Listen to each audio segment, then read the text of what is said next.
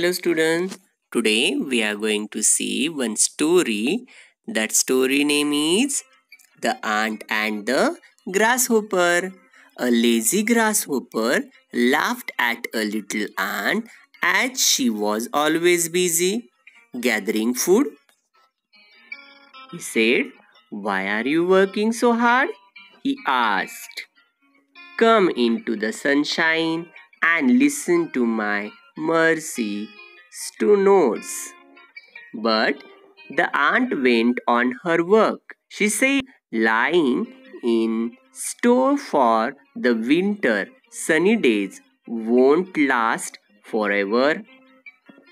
Winter is so far away yet," laughed the grasshopper back. And when the winter came, the ant settled down in her snug house. She had plenty of food to last the whole winter. The grasshopper had nothing to eat, so he went to the ant and begged her for a little corn. "No," replied the ant. "You laughed at me when I worked. You yourself sang through the summer, so you had better dance the winter away." Student, moral of the story is idleness is curse. Idleness is curse. Okay.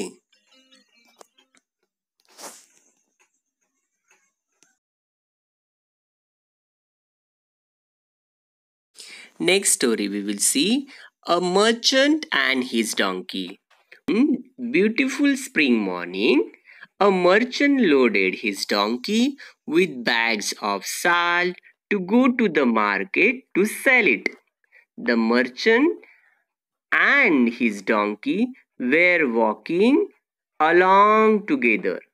Just as they were in middle of their way, they reached a river on the road. Suddenly, the donkey fell into the river and got all wet.